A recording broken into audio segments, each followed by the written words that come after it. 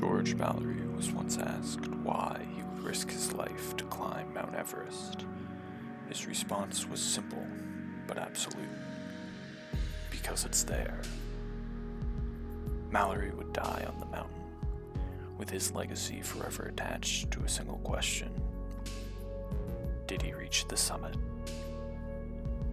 We don't know. What we know is that Mallory is not the only one willing to risk death to achieve a goal with the simple reasoning, because it's there. Far away from the frigid mountain trails of the Himalayas, there is a 4.58 kilometer stretch of road in Spain known as Descenso por Carretera, or more popularly known as the Descent. Rather than climb the world's tallest peak, drivers attempt to drive down and through the Spanish countryside at 200 kilometers an hour. This is the story of an old road course in the countryside of Spain, where legends were made, legacies were forged, and where the greatest drivers of today measure themselves against the greatest driver of the past. Arthur Castillo was king of the Descent in the late 2000s. Eventually, his 8 victories and constantly improving times started a conversation. Can Castillo beat the record? Because Arthur Castillo was not the Duke of the Descent. That title had been claimed 2 decades earlier.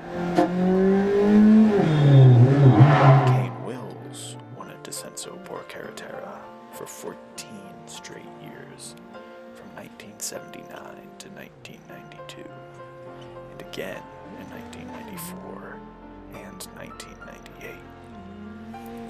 In 1992, Wills set an absurdly fast time of 2 minutes and 20.682 seconds. Since then, some have come close, but the Duke still holds the record by almost a quarter of a second. Since 1992, the cars raced at the course have changed significantly, and while average times for competitors have decreased, it is only the most standout performances, career-defining drives, that have come within even half a second of the mark set by Wills. After falling just short of the record in 2011, Arthur Castillo had this to say: "No one comes out here and expects to beat that time. We would all like to. But records are records for a reason." In 2012, Castillo tried again to break the record, resulting in a crash that ended his season.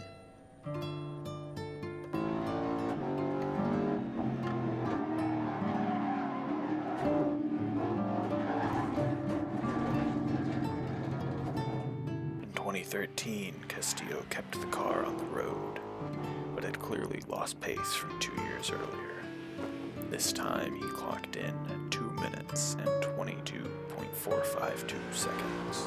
That time was enough to secure the win for that year's event, but was well away from record contention. In 2014, Castillo came to Spain, having already announced that he would retire at the end of the season. This would be his last chance at the Descent. The course is generally broken up into 3 main sections: the town, the straights, and the descent. Each section takes a different kind of driving, and each requires a different setup to optimize car performance. The town section is full of twists and turns with straights just long enough to let the drivers get dangerous speed. Once they've got through the town, the drivers get 2 long straights back to back, separated by an S-curve. At the end of the second straight, the real challenge begins. The second half of Descenso por Carretera is the descent itself. The descent is full of sharp turns and unforgiving rock walls. This is the section that ended Castillo's 2012 run, and it has laid claim to dozens of cars over the decades. But if you want to be champion, you have to feed the beast. Castillo's 2014 run. Everyone had been waiting. Kane Wills had shown up, saying before the run, "I'm cheering him on, just like everybody else out here. I know he can do it." Castillo had shown pace in his practice runs, but the real deal is always a different matter. This was Arthur Castillo's final run at Descenso por Carretera.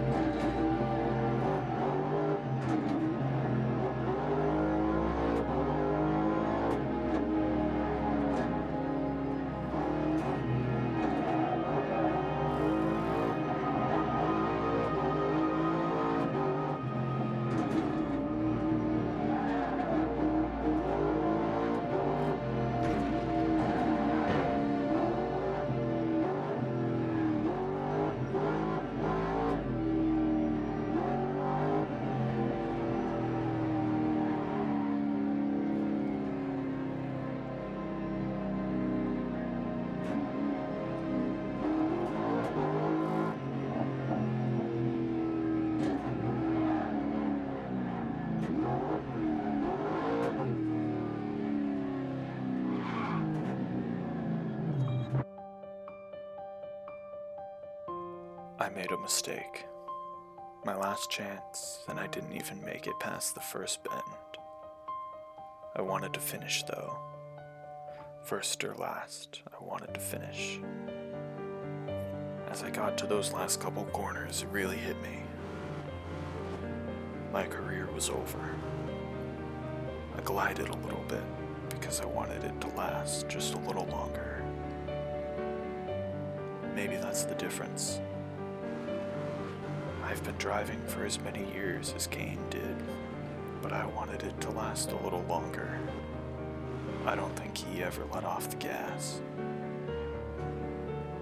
Arthur Castillo finished with the slowest time that year.